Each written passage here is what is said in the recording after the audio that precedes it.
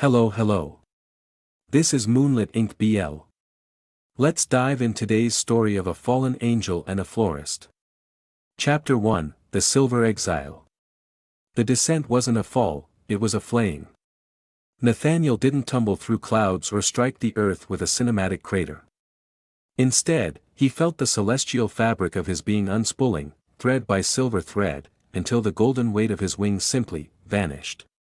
The vacuum left behind was a jagged, screaming void in his shoulder blades, centered on the spot where his Celestaris, the luminous root wing that anchored his divinity, had been ripped away. He woke up in the damp shadows of an alleyway that smelled of exhaust and rotting cabbage. His silver-blonde hair was matted against his forehead, and his purple eyes, usually sharp enough to see the vibrations of atoms, struggled to focus on a neon sign flickering across the street. "Hey! You alive, or just remarkably committed to the sidewalk?" The voice was low, rasping with the fatigue of someone who had been awake since 4 a.m. Nathaniel groaned, pressing his palms into the cold brick. He looked up to see a mortal standing over him. The man was framed by the golden glow of a shop door, wearing a canvas apron stained with green chlorophyll and dark mud. This was Andrew Sheridan. He didn't look like a savior. He looked like a man who had long ago run out of patience for the universe's nonsense. He smelled of petrichor and crushed stems, a sharp, grounding scent that made Nathaniel's head spin. "I am displaced," Nathaniel managed to choke out. His voice, once a harmony of 1,000 chimes, sounded like gravel in his own ears. Andrew let out a dry, huffing sound that might have been a laugh. "Displaced. Right. That's a poetic way of saying homeless and probably concussed. Come on. I can't have a corpse, or a very pretty loiterer, blocking my delivery in trance." Andrew reached down, grabbing Nathaniel's forearm. The contact was a physical shock. To an angel, mortal touch is usually a muffled thing, like feeling through heavy gloves. But without his grace, Andrew's skin felt searingly warm. It was the heat of a living pulse, a frantic, earthly rhythm that Nathaniel had only ever observed from a distance. Andrew hauled him up. Nathaniel was tall, broader in the shoulders than any man Andrew had ever seen, and he nearly toppled the florist as he swayed on his feet. "Easy, Hercules," Andrew muttered, bracing his shoulder against Nathaniel's chest to steady him. They stumbled into the back of the shop, a place called Moonlit Blooms. It was a chaotic sanctuary of galvanized buckets, shears, and half-finished wreaths. The air was thick with the scent of lilies and damp earth. For a moment, Nathaniel felt a pulse of something familiar, a faint, rhythmic shimmer of light vibrating beneath a pile of moss. His Celestaris. It was near. He could feel the phantom ache in his back responding to a trace of his own power hidden somewhere in this greenery. "Sit," Andrew commanded, pointing to a wooden stool. He turned to a small sink and began scrubbing the dirt from his hands. "I don't have money, and I don't care for your life story. But I've got a cot in the supply room and a mountain of thorn stripping that needs doing. You work, you stay. You don't work, you're back in the alley. Clear." Nathaniel looked at his own hands, pale, trembling, and entirely too empty. He looked at Andrew, whose eyes were hard and flat, devoid of the flickering light of faith that usually marked a human soul. This man didn't pray. He didn't look at the sky. He only looked at the dirt he was washing off his knuckles. "I will stay," Nathaniel said, his purple eyes fixing on Andrew with an intensity that made the florist pause, his hand hovering over the faucet. "Good," Andrew said, shaking off the sudden chill. "I'm Andrew. And you are?" "Nathaniel." "All right, Nate. Grab those shears. The roses arrived with thorns like switchblades, and they aren't going to prune themselves." Nathaniel looked at the roses. They were beautiful, cruel, and temporary. As he reached for the first stem, a thorn drew a bead of crimson blood from his thumb. He stared at it, mesmerized. It was the first time he had ever bled. He was no longer a gardener of stars, he was a servant of the soil. And as he looked at Andrew's retreating back, he realized the search for his wings was going to be much more complicated than a simple climb back to heaven. Chapter 2, thorns and terrestrial grit. The transition from a celestial throne to a stool in the damp basement of Moonlit Blooms was not graceful. It was a symphony of shattered glass and bruised petals. Nathaniel stared at the rose in his hand as if it were a sentient enemy. In the higher spheres, flowers were manifestations of thought, perfect, eternal, and devoid of the indignity of decay. Here, they were temperamental, thirsty, and armed. "You're overthinking it," Andrew's voice drifted from the front of the shop, accompanied by the rhythmic snip-snip of shears. "It's a plant, Nate, not a diplomatic treaty. Just clip the guard petals and move on." Nathaniel looked down at the waste bin, which was currently filled with more unintentional mulch than actual product. His large, broad-shouldered frame felt absurdly out of place among the delicate glass vases. He felt like a storm trapped in a tea cupboard. "These organisms are inefficient," Nathaniel muttered, his silver blonde hair falling over his eyes. He tried to channel a spark of his old essence, the lux that could make 1,000 lilies bloom with a thought. He closed his eyes, focusing on the empty cavity in his shoulder where the Celestaris had once pulsed. Nothing. Only a dull, thudding ache and the smell of wet moss. Inefficient. "They're flowers, not a factory line," Andrew said, walking into the back room. He wiped a smudge of dirt from his cheek with the back of a gloved hand, leaving a dark streak behind. He stopped, eyeing the carnage of mangled stems on Nathaniel's workbench. "Good God! Did you use your teeth?" Nathaniel straightened his back, his purple eyes flashing with a spark of his old, terrifying pride. "I am unaccustomed to such menial labor.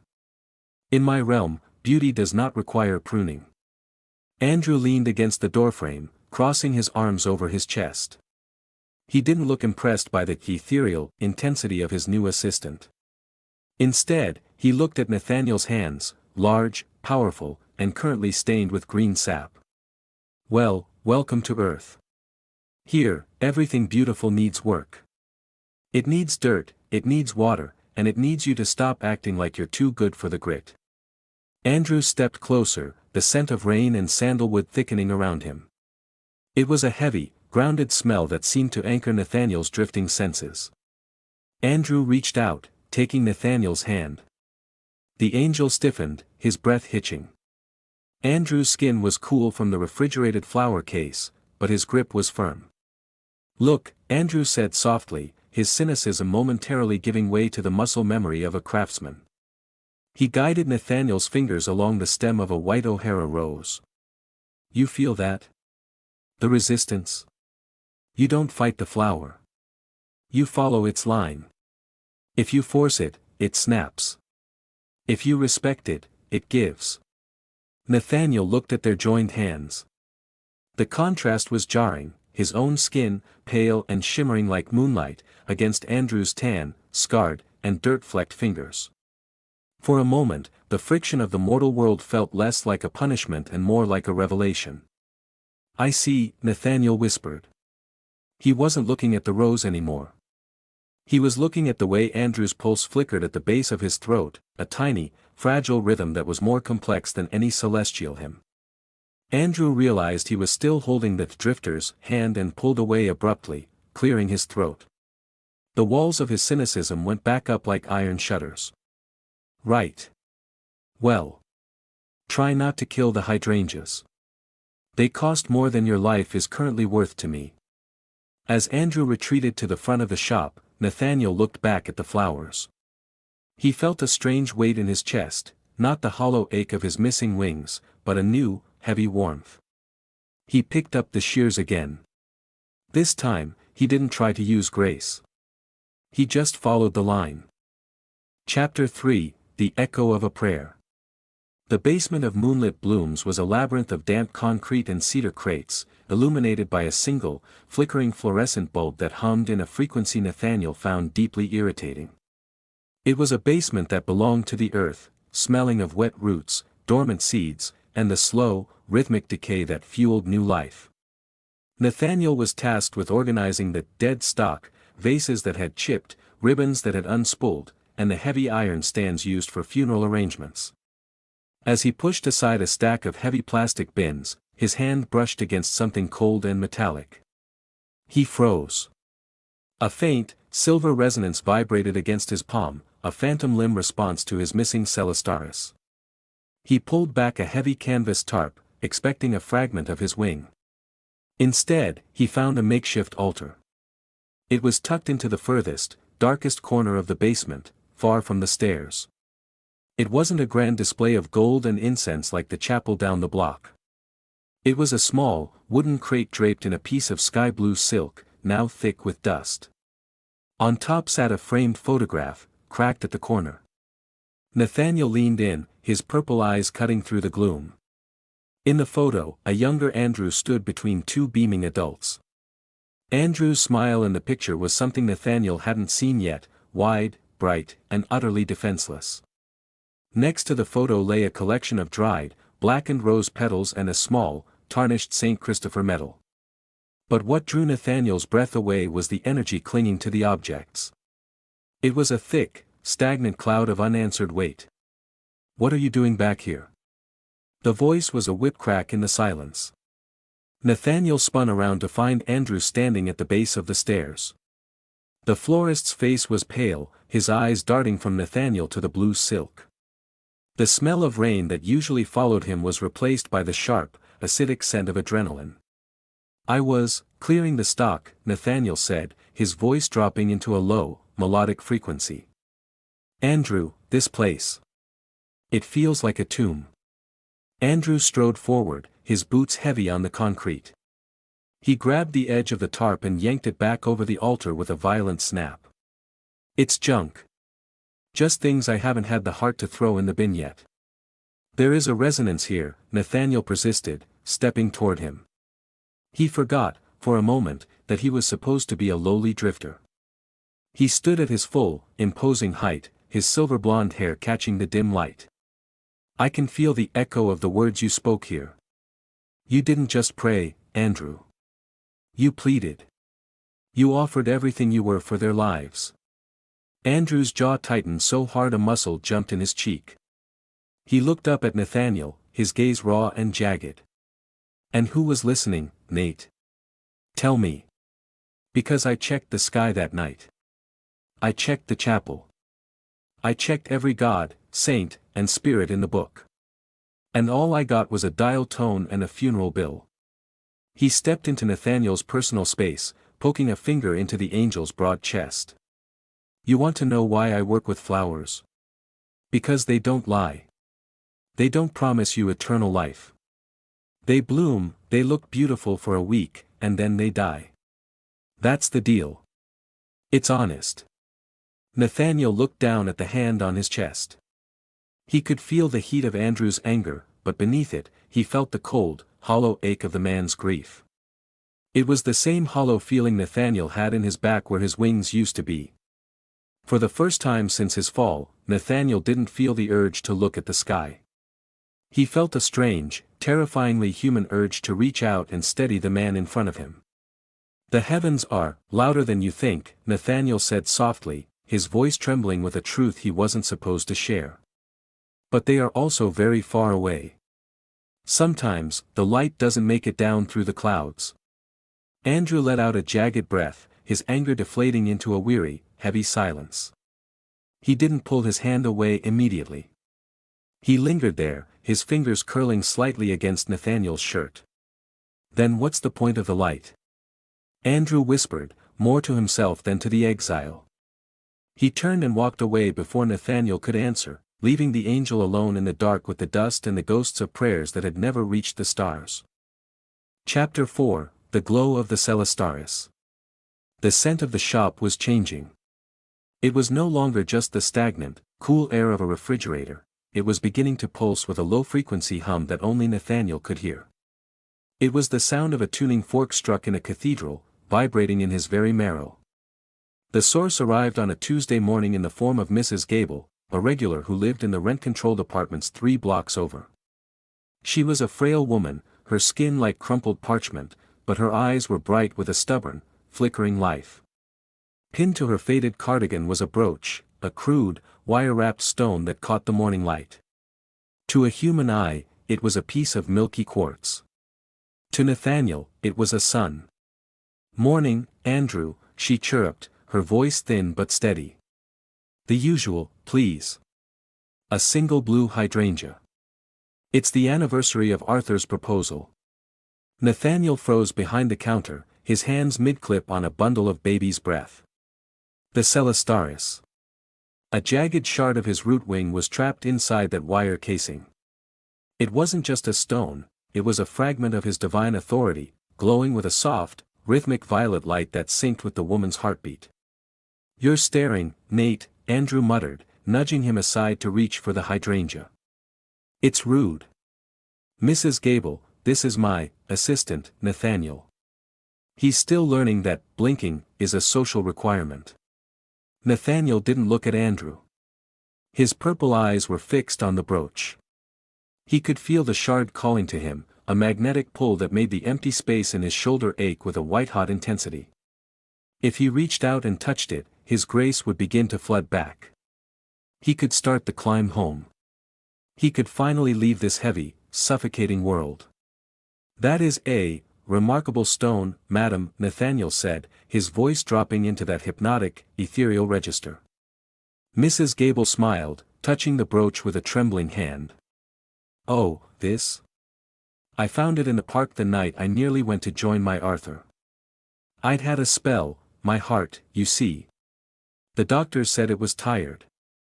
But I saw this shining in the grass, and when I picked it up, the tiredness just evaporated. My lucky charm, I call it." Nathaniel felt a cold dread settle in his stomach. The Celestaris wasn't just sitting there, it was acting as a celestial pacemaker. It was weaving its light into her failing valves. As she shuffled out of the shop, the bell chiming behind her, Nathaniel moved toward the door, his hand already reaching for the handle. He had to have it. He had to go back. "Don't," Andrew said. It wasn't a suggestion. Nathaniel turned, his face a mask of divine desperation. "You do not understand. That charm belongs to me. It is the only way I can leave this cage of gravity." Andrew stepped closer, his expression hardening into that cynical, wounded mask. "I saw the way you looked at it. And I saw the way she breathed when she touched it. Whatever that thing is, it's the only thing keeping that old woman's heart beating. It is my life, Andrew." Nathaniel roared, the air in the shop suddenly shimmering with an unnatural heat. "Without it, I am a shadow.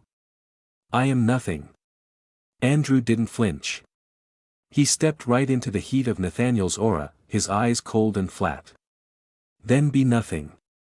Because if you take that from her, you're not an angel, Nathaniel. You're just another thing that takes from people who have nothing left." The words hit Nathaniel with the force of a celestial banishment. "You're not an angel." Andrew didn't know the truth, he didn't know he was speaking to a prince of the first sphere, but the rejection pierced Nathaniel deeper than the loss of his wings. It was a judgment from the very creature he had been sent to oversee. If an angel's nature was to protect, and he was choosing to destroy for his own gain, then Andrew was right. The title was no longer his. A sharp, physical pang bloomed in Nathaniel's chest, a human ache that no amount of grace could heal. He felt the weight of the meat suit he occupied suddenly become unbearable, not because of gravity, but because of the shame. "I am not a thief," Nathaniel whispered, his voice cracking, the violet light in his eyes dimming until they looked almost human. "Good," Andrew said, his voice softening just a fraction, oblivious to the fact that he had just dismantled a divine ego with a single sentence. "Now get back to the lilies." Nathaniel picked up the shears, but his fingers felt numb. He had come here to find his wings so he could be an angel again, but Andrew had just told him that the very act of reclaiming them would prove he never deserved them at all. Chapter 5: Friction and Feathers. The sky didn't just break, it shattered. By sunset, the bruised violet clouds had curdled into a suffocating charcoal. Rain lashed against the windows of Moonlit Blooms with the rhythmic violence of a drum corps. Inside, the air was thick with the scent of ozone and the frantic, sweet perfume of crushed lilies. "The sump pump is failing," Andrew shouted over a crack of thunder that shook the flower vases on their shelves. He was waist deep in the stairwell leading to the basement, his face pale under the flickering fluorescent lights. Nate. If the water hits the electrical main, the whole block goes dark, and these flowers, everything I have, will rot in the heat by morning. Nathaniel didn't move at first. He stood in the center of the shop, his silver blonde hair catching the strobing lightning. Andrew's words from the day before, "You're not an angel," were still a jagged shard in his chest, vibrating with every heartbeat. Nate. Move. The desperation in Andrew's voice snapped the tether. Nathaniel descended into the rising dark of the basement. The water was cold, a murky tide of city runoff and silt, swirling around the delicate roots of the vandas and the heavy ceramic pots. As they fought to heave the heaviest crates onto the higher shelves, Nathaniel's strength finally betrayed him. His mortal muscles screamed, and he felt a phantom itch where his wings should have been, a desire to simply lift everything with a thought. "Careful!" Andrew cried as a shelf groaned. He lunged forward to stabilize a row of glass vases, his hand catching Nathaniel's arm to steady himself. The touch was the spark. Under the pressure of the storm and the proximity of the man who had judged him so harshly, Nathaniel's suppression snapped. A low hum of celestial frequency erupted from his skin. The water at their feet didn't just ripple, it began to glow with a faint, bioluminescent purple. "Nate?" Andrew pulled back, his eyes widening. What is that?" "Your skin, it's..." "You said I wasn't an angel," Nathaniel said, his voice dropping into a resonant, multitonal chord that vibrated the very glass in the room. He turned, and for a split second, the shadow he cast against the wet brick wall wasn't a man, but a towering, six-winged silhouette that reached for the ceiling. Andrew stumbled back, his breath hitching. The water around Nathaniel's boots began to boil into steam. "I am Nathaniel of the Seventh Choir," he whispered, his purple eyes burning with a light that was both beautiful and terrifying. "I was cast down because I looked at the world and saw more beauty in the thorns than in the gold. I am here because I lost my Celestaris, my root wing, the very thing that makes me divine. I am working in this shop, pruning your dead stems and breathing your dust, because I am trying to find the pieces of myself so I can leave." The basement went silent, save for the roar of the rain outside. Andrew stared at him, his face a mask of shock, then betrayal, then a strange, hollow sort of grief. "So that's it?" Andrew's voice was a jagged rasp. "This was just a scavenger hunt. You weren't actually here. You were just waiting for the bus back to paradise." "I was," Nathaniel admitted, the glow around his hands fading as the weight of his meat suit returned. "But the more I stay, Andrew, the more I realize that the grace I'm looking for isn't in the sky. It's in the way you look at a dying rose and think it's worth saving." Nathaniel reached out, his hand hovering near Andrew's damp cheek. "I came here to find my wings. But I think I'm beginning to fear what happens if I actually do." Andrew didn't pull away this time. He looked at the angel, who was currently covered in New York sewer water and flower sap, and for the first time, he didn't see a god or a drifter. He saw a mirror. "Then help me save the orchids, Nathaniel," Andrew whispered, his voice trembling. "Because if you're going to stay, you might as well be useful." Chapter 6, The Choice of the Divine. The atmosphere in Moonlit Blooms didn't return to normal after the storm. The air felt charged, as if the lightning had moved indoors and settled into the marrow of the floorboards. Andrew worked in a state of stunned, mechanical silence. He watched Nathaniel out of the corner of his eye, watching the way that Angel handled a trowel, the way his silver blonde hair seemed to catch light even in the shadows of the back room. He had spent years cursing a silent sky, and now, one of its residents was currently sweeping up fallen petals in his shop. "You're staring again," Nathaniel said, not looking up from the lilies. His voice was no longer just gravelly, it had a rhythmic, melodic resonance that made the water in the vases ripple. "It's hard not to," Andrew muttered, shoving a hand through his damp hair. "I'm waiting for you to turn into a pillar of salt ore. I don't know, fly through the roof. You said you're looking for pieces of yourself. In my shop." Nathaniel opened his mouth to answer, but the words died in his throat. The temperature in the shop plummeted. It wasn't the damp chill of a New York autumn, it was a sterile, absolute zero that tasted like ozone and glass. The lilies in Nathaniel's hands instantly blackened, their edges curling into ash. Nathaniel. The voice didn't come from a person. It came from the air itself, a flat, terrifyingly perfect sound that lacked any human inflection. In the center of the shop, the space between the roses and the sunflowers began to warp. A figure bled into existence. It wore the shape of a man in a sharp, blindingly white suit, but its eyes were not eyes, they were twin apertures of burning, colorless light. "Barakiel," Nathaniel whispered, his face going ashen. He instinctively stepped in front of Andrew, his broad shoulders shielding the florist from the searing radiance of the newcomer. "You have committed a profanation, Exile," the being said. Its gaze shifted to Andrew, and for a second, Andrew felt as though his very soul was being weighed on a scale and found wanting. The veil is not a suggestion. To reveal the divine to the disbelieving is to poison the root. He is not the disbelieving, Nathaniel snapped, his purple eyes flaring with a protective heat. He is the one who took me in when your grace threw me into the gutter. Barakiel stepped forward. With every movement, the flowers in the shop shriveled. The orchids Andrew had spent the night saving turned to dust.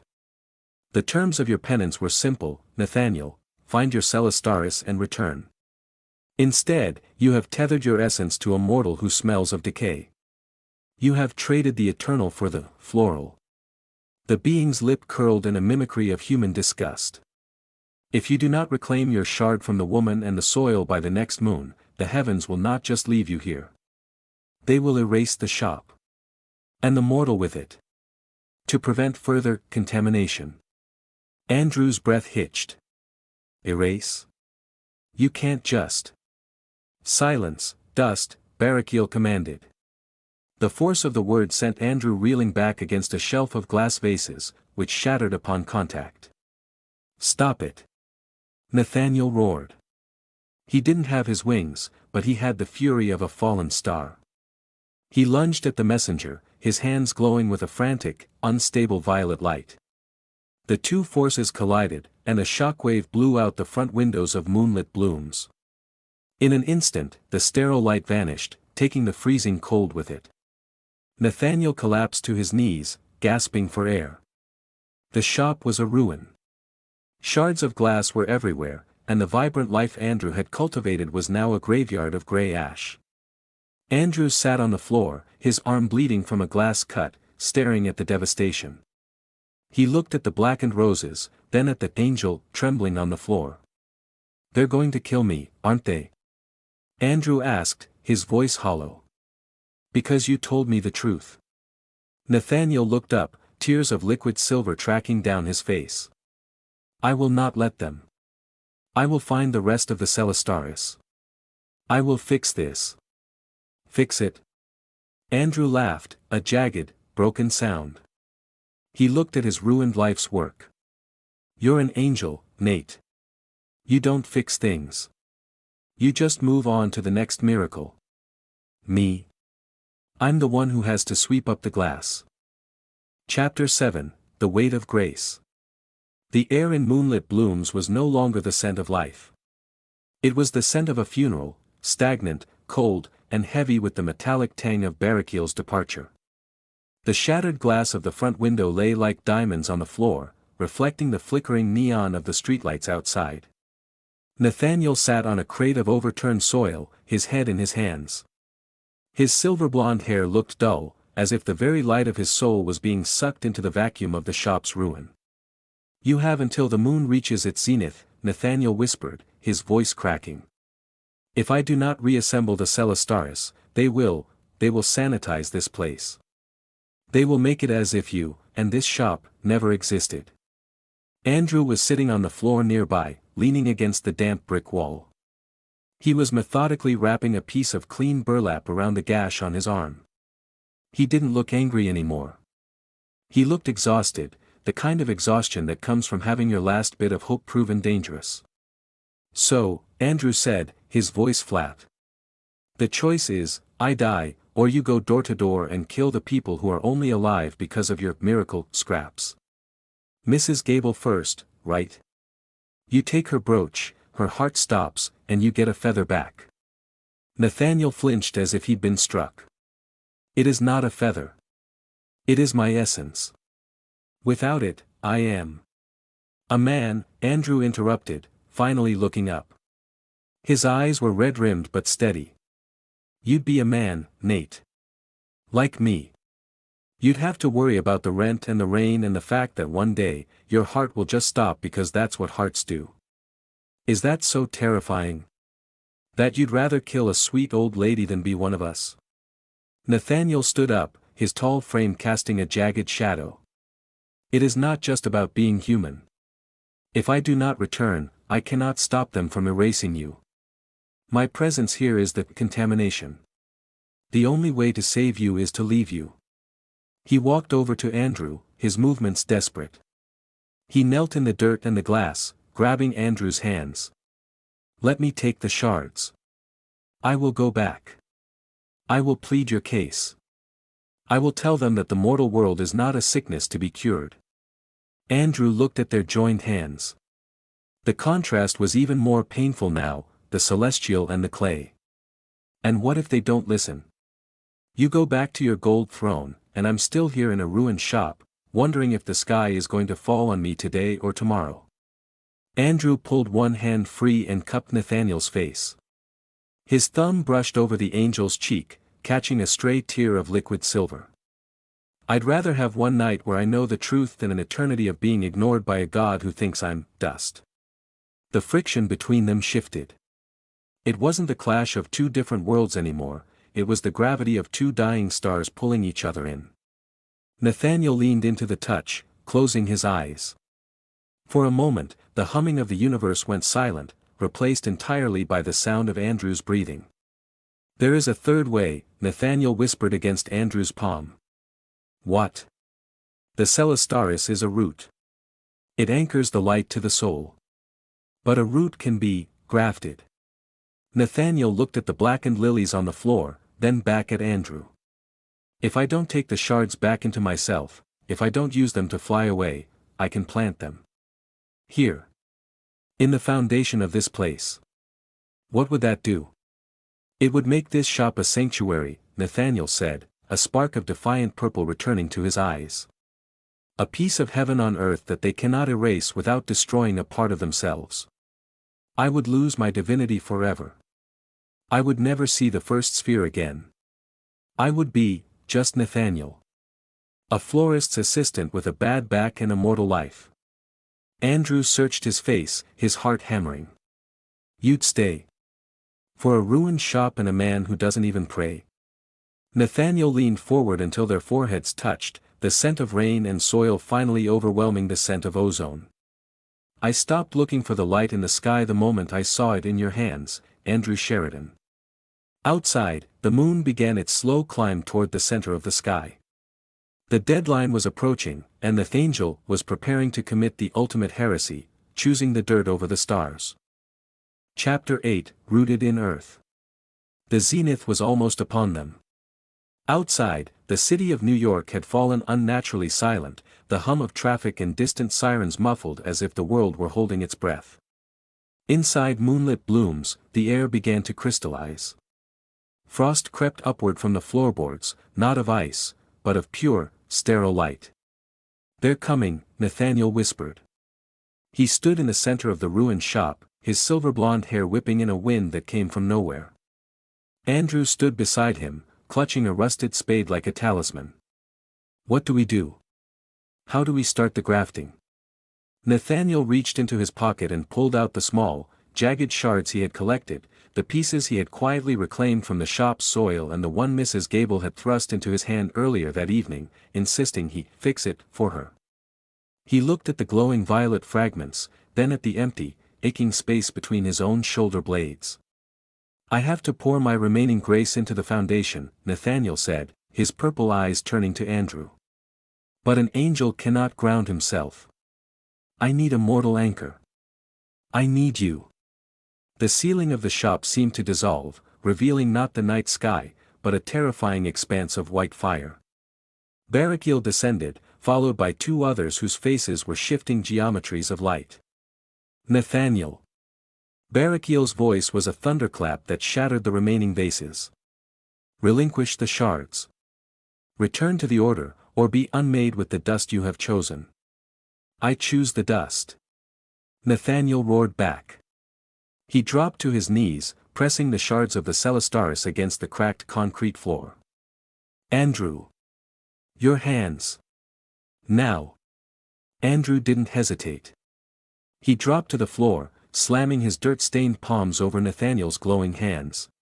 The contact was agonizing. White-hot energy surged through Andrew's arms, the scent of burning ozone clashing with the smell of rain and sandalwood. By the law of the root and the stem, Nathaniel chanted, his voice a multitonal roar that shook the building. I graft the eternal to the earth. I surrender the sky for the soil. The heavenly host descended like a falling star, their reach extending to tear Nathaniel away. But as their fingers of light touched the shop's perimeter, they hit a wall. The Celestaris wasn't going back into Nathaniel's back. Instead, the violet light was spreading through the floor, weaving into the pipes, the bricks, and the very roots of the blackened lilies.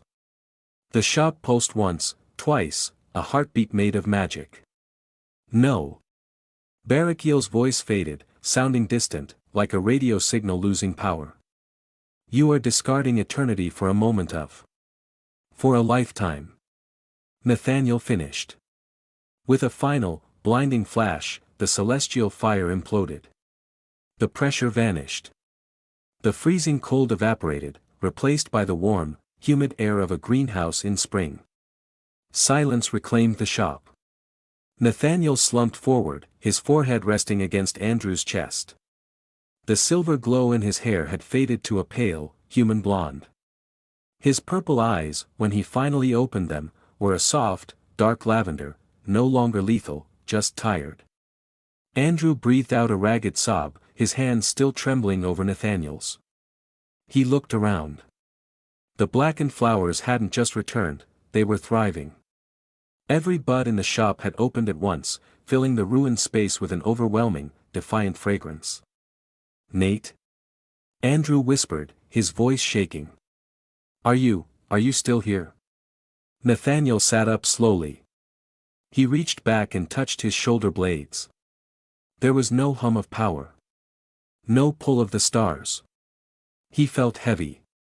He felt the ache in his knees and the sting of a glass cut on his palm.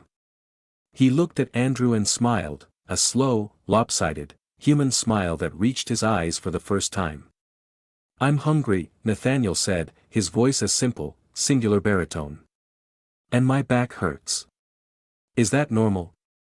Andrew let out a wet, breathless laugh, pulling the former angel into a fierce, crushing hug. Yeah, Nate. That's very normal. Outside, the bells of the chapel a block away began to ring for the early morning service. But inside Moonlit Blooms, the only God present was the one who had decided that a mortal's devotion outweighed the grace of heaven. Nathaniel leaned into the embrace, breathing in the scent of rain and soil. He had lost his wings, but as he held on to the man who had saved him, he realized he had finally found his roots. Epilogue, the fragrance of falling. The bell above the door of Moonlit Blooms chimed with a familiar, silver brightness. It was a Saturday morning, exactly 1 year since the night the sky had tried to swallow the shop whole. Andrew Sheridan stood behind the counter, wrapping a bundle of sunflowers in brown butcher paper. He looked different than he had a year ago. The hard, flat cynicism in his eyes had been replaced by a weary but genuine warmth. He didn't look at the clock with dread anymore, he looked at the door with anticipation. Nate. The blue delphiniums are wilting in the display. Did you forget the sugar-water ratio again? Andrew called out, his voice echoing into the back room. A tall man emerged from the shadows of the refrigerated case. Nathaniel, now simply Nate to the regulars, wiped his damp, soil-stained hands on a green canvas apron. His silver-blonde hair had grown out a bit, shaggy and unkempt in a way that made him look humanly handsome rather than terrifyingly beautiful. His eyes were still a soft lavender, but they no longer glowed, they only crinkled at the corners when he looked at Andrew. "I did not forget," Nate said, his voice a steady, grounded baritone. "I was merely distracted by the moss." It whispered that it was thirsty. Andrew snorted, sliding the sunflowers across the counter to a smiling customer. "The moss doesn't whisper, Nate. That's just the draft from the basement." "To you, perhaps," Nate countered with a wink, stepping close to Andrew as the customer departed. The shop was thriving in a way that defied botanical logic. Even in the dead of winter, the lilies in the front window stayed lush, and the scent of the shop, a heady mix of rain, sandalwood, and something unnamably sweet, seemed to drift for blocks, drawing in anyone who felt a little lost. The grafting had held. The shop was a sanctuary, a bubble of peace where the sanitizing light of heaven couldn't reach. Nate reached out, his hand resting naturally on the small of Andrew's back. There was no electric shock anymore, just a deep, resonant heat. "You're thinking about it again," Nate whispered, leaning his forehead against Andrew's temple. "The night the glass broke." "Hard not to," Andrew admitted, leaning back into the embrace. "Every time I see a violet sunset, I wait for a man in a white suit to show up and tell me I'm dust." Nate turned Andrew around, taking both of his hands. Nate's palms were calloused now. He had scars from rose thorns and stains from potting soil. He looked like a man who worked for his living, and he wore that reality like a badge of honor. "The sky is empty, Andrew," Nate said firmly. "I checked this morning. There is nothing up there but clouds and birds. The only thing divine in this zip code is currently overcharging for sunflowers." Andrew laughed, the sound bright and clear, echoing against the glass vases. He reached up, brushing a stray lock of blonde hair from Nate's forehead. "I'm not overcharging. I'm charging for the ambience." "Ah, yes. The ex-angel tax," Nate teased. He leaned down, kissing Andrew with a slow, deliberate gravity. It wasn't a celestial union, it was a human one, tasting of coffee, peppermint, and the faint grit of the earth. It was better than grace. It was belonging. As they pulled apart, Nate glanced toward the back corner of the shop. The blue silk-draped altar was gone. In its place stood a healthy, vibrant lemon tree that seemed to glow with its own internal light. "Mrs. Gable is coming by at noon," Nate reminded him, heading back toward the workbench. "She wants a bouquet for Arthur. She says her heart has never felt stronger." Andrew watched him go, watching the broad shoulders that used to carry wings now carrying a heavy crate of soil. He realized then that he didn't need to pray to a distant god anymore.